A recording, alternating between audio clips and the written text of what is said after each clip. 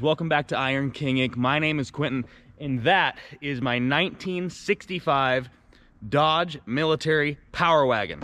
Today, we're gonna see if we can get it to start and run. So I picked this truck up probably about a year ago now.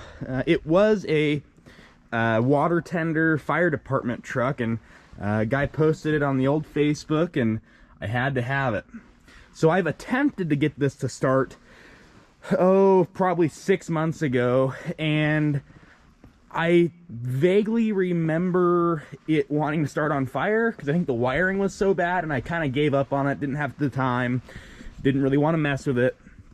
But here we go again. Oh yeah, so here is some of what I tried to do. I got a little bit of a fuel pump here, some wiring, a bunch of random things to try and get it to start. So first things first though, let's get this thing drug into the shop where it's nice and warm, or at least lit up a little bit better. I think our best bet is to use the forklift to get it moved. Probably gonna get one of these big straps over here. One of these guys, I think there's possibly a chain on here. Hook it up to right here and basically pull that into the parking lot. Then use the forklift and safely lift it up without damaging any of the drive lines. And what we'll do is we'll move it over to the shop and then push it in with something. So let's fire the forklift up.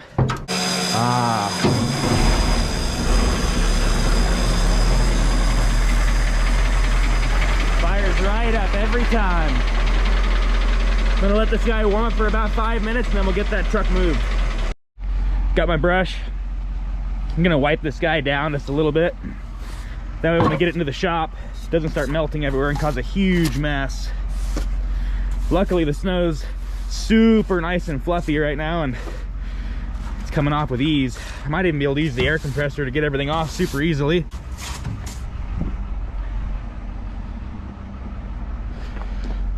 Good enough.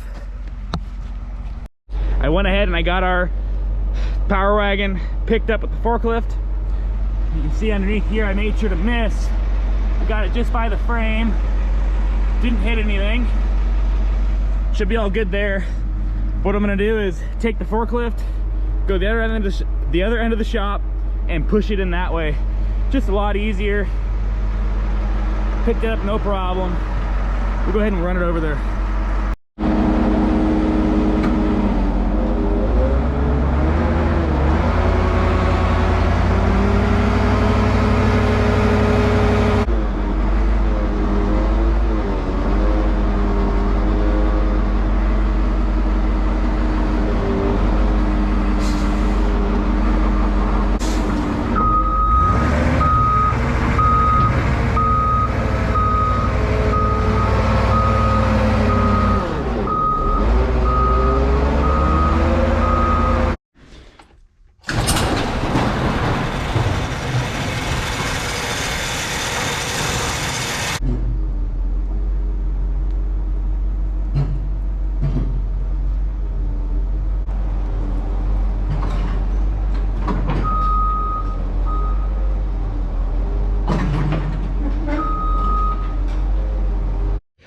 The power wagon is officially in the shop. So let's do a quick walk around of this guy.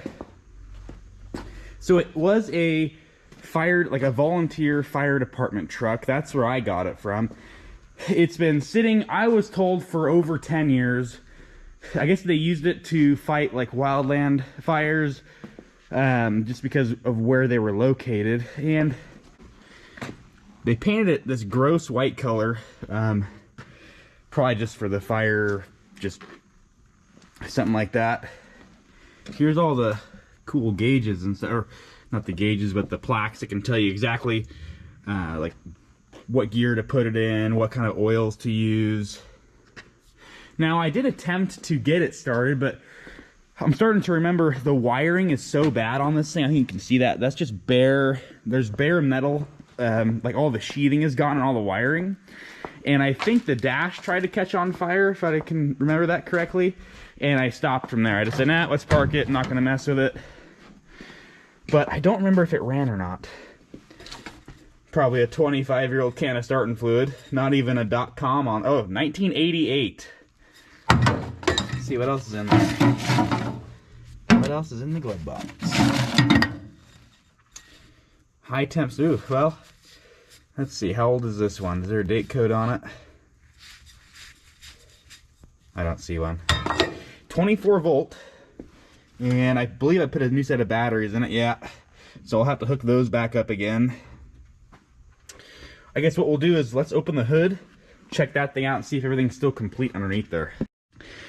So you can tell it was an old military vehicle. This is all the original, I'm not sure exactly what they called this color, like an olive drab or OD green or something like that, but let's see. Everything appears to be here. Well, that's gonna work good. That's my fuel line that I apparently smashed into the hood. The fuel pump is down there, and I think that was unhooked. It's got an oil bath air cleaner filter, which I think that'll be fine. We'll probably just stick that right back on there. It does turn over from what I can remember, but a lot of this wiring, as you can see here, it's all the sheathing is gone, and it's 24 volt, which makes a really big spark whenever you have an arcing situation going on. So what I think I'm going to also do is go ahead and get a fire extinguisher, get a bucket of water, something to where if this thing does start going or starts to catch on fire, I'll have some sort of backup. Let's go ahead and check all the fluids in it.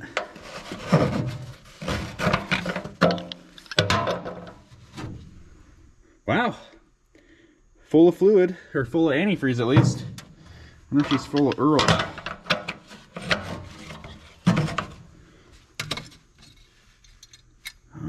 Where's the dipstick? Go ahead and check our Earl on the dip-em stick. Oh yeah, right. She's just below the add oil, so that's probably enough. Click. Let's see. I wonder if our batteries have any voltage. I can go ahead and hook those back up.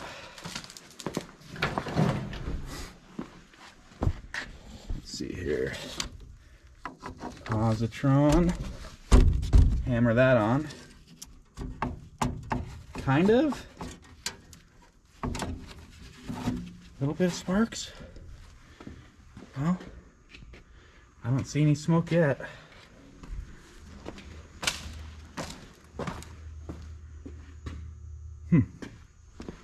I guess we'll just wait here a moment and see if we got any smoke. Another cool thing I forgot to mention about this truck is it has a starter button. So if you look right there, that's actually your starter. So you don't start it with the key.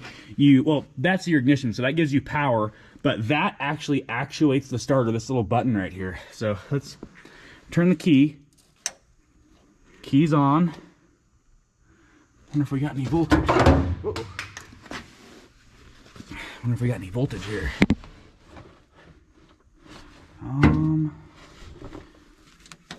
Oh yeah, well, we got something on this one. Something.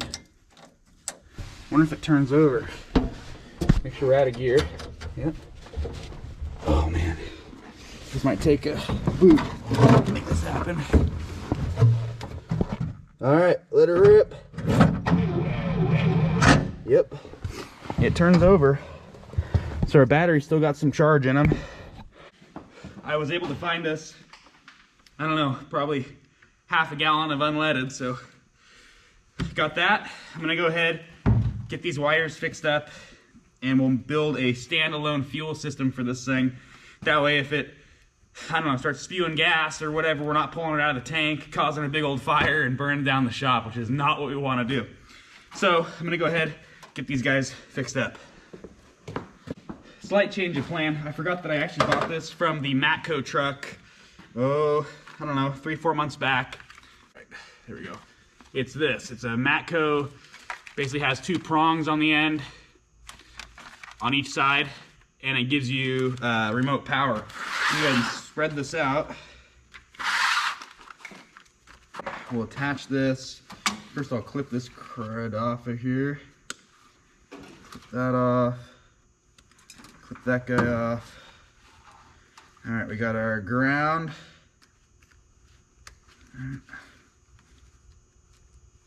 Now we're just gonna hear if it runs. I'll shut it off really quick because you definitely don't want to run these dry for very long. I just want to test it. Let's see. Here's our positive. Got the positive stripped. Got our clips. Then I'm gonna run over to our batteries that we have hooked up, and we'll just go to 12 volts and see what it does.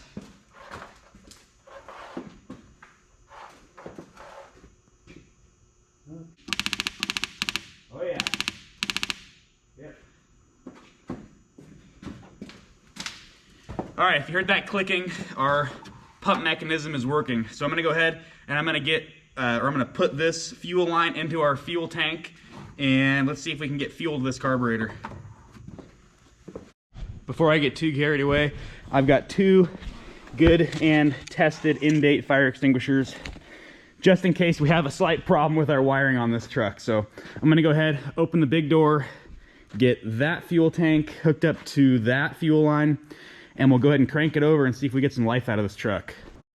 I've got our fuel line submerged in the fuel tank, and what it does is it runs up and feeds directly into the carburetor. It's just a low PSI pump. It should be just fine. Hopefully we don't blow past it. What I'll do is we'll plug our pump into the battery, and to see what happens, we'll see if it floods out or see if we see any fuel leakage or anything like that, and we'll let it sit for a second.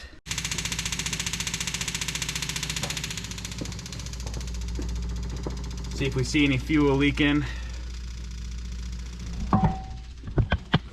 Oh, I can hear it going in. Okay. Stopped going in. Full of fuel. Okay, I think we're technically good to start this thing, or at least see if it'll start. I don't even know if it's got spark, but it does turn over. I guess, well, man, I don't even know where I would start if this thing doesn't have spark. That'd probably be a question for all the, whatever this, I think it's an M37 or something like that. But that'd be a question for those guys, but I think we're okay. What I think we're actually gonna do here before we fire it up is probably push this thing out of the shop. This carburetor is not like a normal carburetor. If you look at it, it feeds, let's see, you feed into the bowl and then it sucks from here, but there's no way to tell if this thing is, if the bowl is stuck on it without taking it apart and seeing if we're just leaking raw fuel into the intake. And the last thing I want to do is fire this thing up and it ignites off the fuel in the intake and causes a major fire. So I'm gonna push this thing out of the shop really quick, and then we'll fire it up outside. That way, if we have that issue, we aren't losing the shop. I'm gonna go ahead and take this strap and try and find a spot to slide it through here. I can't get the pintle to work, or else I'd try that, but it's got a, I'll bring you in closer, but it's got a pintle hitch here, and I can't, I think it's just so jammed up. We'll mess with that later, but what we're gonna do for now is try and get it strapped through here, something.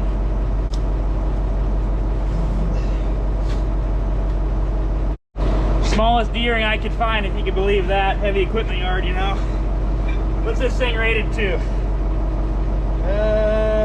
17 tons, so we can pick up like, I don't know, 5 of these trucks with this, maybe, probably more.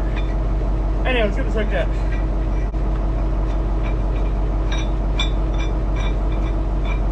Okay, we're hooked up. I'm gonna go ahead and get the forklift, pull this truck out of here.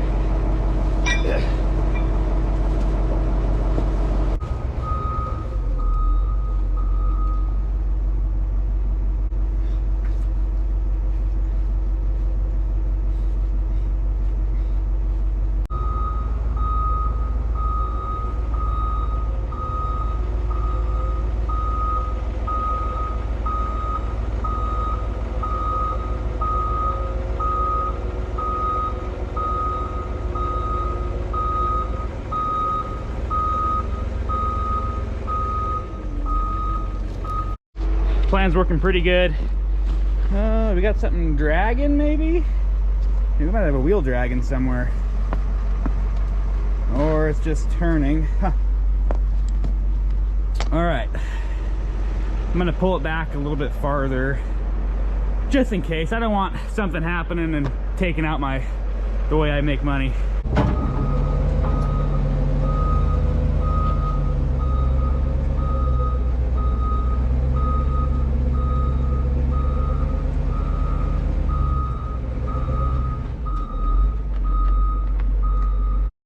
Went ahead, got everything moved back outside. We're hooked up here, but what I think I'm gonna do is, since we turned the pump on and it already pumped some fuel into the carb, I'm gonna try and fire it just off of what's in the carb. Like, fire extinguishers are ready. Hopefully we have good luck with this. Hopefully it starts. I don't even remember if it ran. Let's find out. Okay. Unfortunately, I gotta start it in here. Okay, key is on. In neutral. All right, light it up.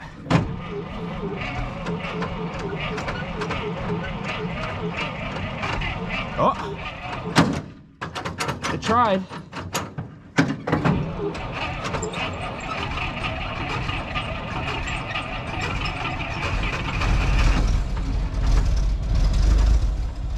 It's going, it's running. I can't believe it. Will it shut off? Yeah, it will. Holy crap. It's running. I cannot believe that. I am astonished. All right, let's go again. 3, 2, 1.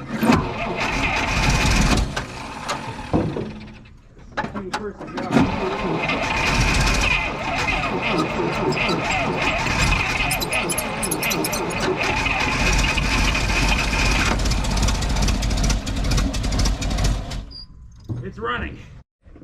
All right, so I tried firing it up with the fuel that was in the car, but didn't really want to go. So I'm gonna take our 2 prongs. So we got positive cable here. Hook that guy up. Sad cable here. Okay, we're going again. Let's see if we can get it to start and idle. That would be freaking killer.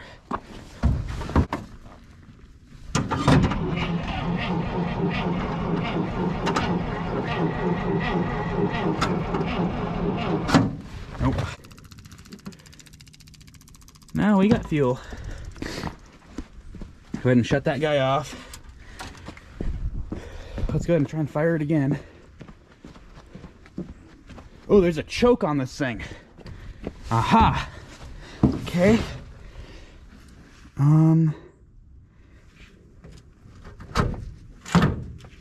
Well, that's not a choke. That's something else. Key back on. Hit our button.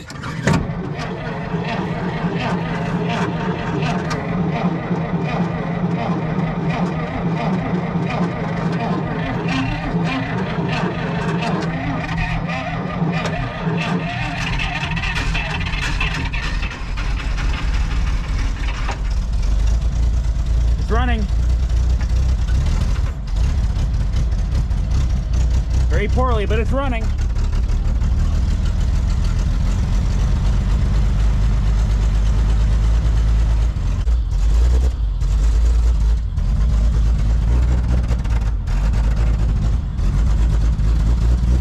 Do we have oil pressure?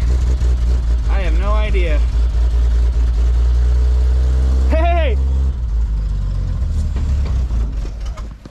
Wow, that's awesome. That's amazing. I cannot believe it is running. Go ahead and plug in our pump one more time. Wow, this is interesting. How long has this thing been sitting for? And it's freaking running. Wow. I'm totally in astonishment. I cannot believe this thing is... I can't believe it was that easy. I'm never used to it being that easy. Well, we have the fuel hooked up. Let's see if it goes again. Contact.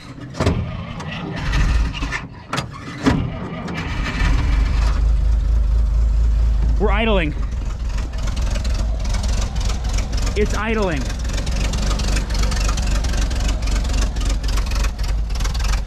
Wow, it even sounds pretty good. This is amazing. The last starting fluid can I could find in this was from the 80s.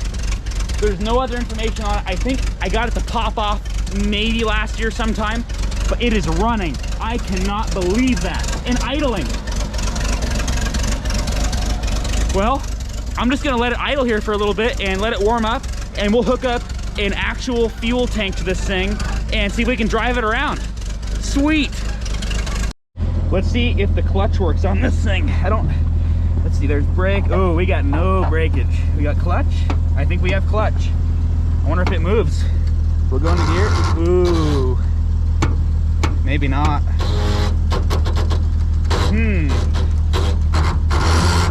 No clutch. Darn it. Unless we're in neutral or something. Huh.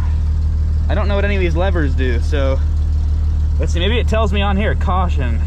Max, let's see. Transfer case, high, low, disengage. Let's see. High, front lever. High, low. Huh.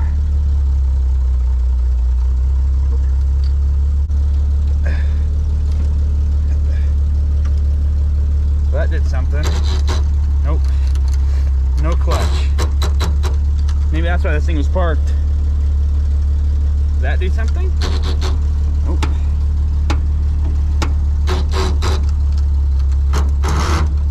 Dang it. Okay, well, we'll be back. I wonder if it's unhooked or if it's hydraulic. Let's see here. So, that's our PTO. We don't want to touch that. Okay, we have... So that's our clutch is up in there and it's lever. Oh, darn it. I wonder if she's all seized up. Can't really see up in there too well. Oh, dang it. Well, I wonder if we can possibly break it free. We'll put it in the gear and I guess we'll drag it and see if we can get that clutch broke free from the flex plate from the flywheel. Yeah, I'm gonna go rehook up the forklift right over there, and we'll go ahead, we'll put it in like fourth gear and we'll drag it backwards and we'll see if we can get that clutch broke free. So we'll give it a shot. I think I'm gonna have to probably jam something in here to here to make that happen. I'll probably have to jam like a probably like a big pry bar or something. And oh no, I can push this down and zip tie it. That's what we're gonna push that all the way down there to that little hook, and then we're gonna zip tie it. So I'm gonna get that all done and then hook the forklift back up and drag this thing in gear and see if we can get it broke free. We got the clutch zip tied in place. It's in first gear. I'm gonna go ahead, pull this thing back, see if we can get it broke loose.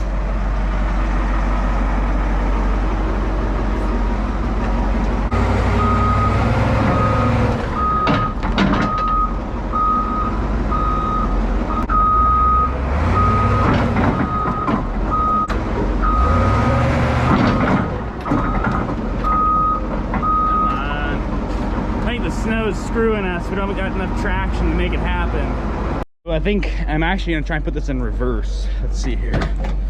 Reverse. Which one's reverse? All the way over and to the right. Okay, that's reverse. Clutches still in. Let's see. Make sure I'm not doing anything dumb here to like make the clutch work, but I don't think so. I'm pretty sure I did everything correctly. So, okay, try it again.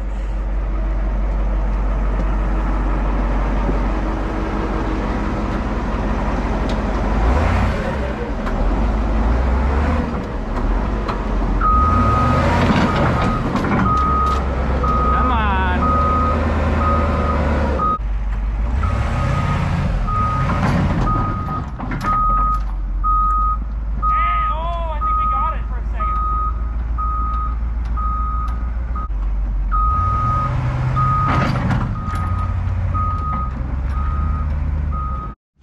I went ahead and picked us up a few gallons more of gas.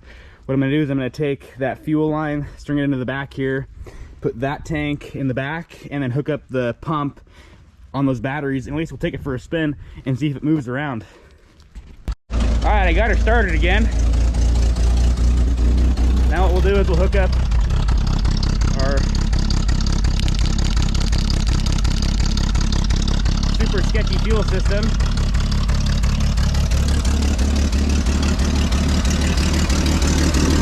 Lower this down.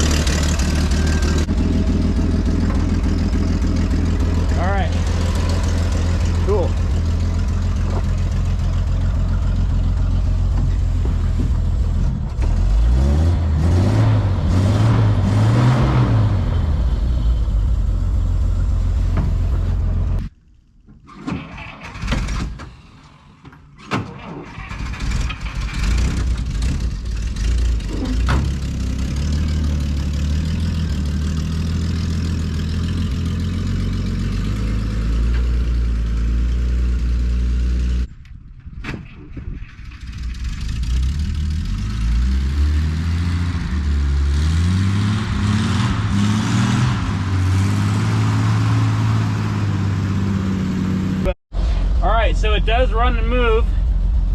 It's kind of a three-man job, but clutch still doesn't work. You can probably hear it grinding. But let's see if I can go ahead and jam this thing into gear. Nope. All right, so I'm gonna shut it off and start it in gear. Please run. Okay. Oop.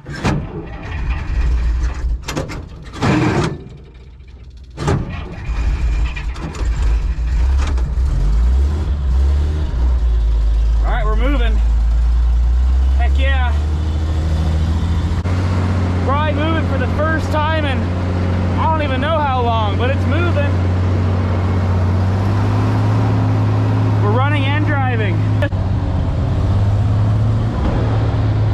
Let's see, MPH, it's going up a little bit. We got good temperature. Fuel gauge doesn't work for obvious reasons. And the roof's falling on me, but it's running. Unbelievable. And I can barely see, but we're moving. Awesome. Man, this thing is hard to steer, especially with no power steering. But it's running. And that's all that matters. Oh, that just fell.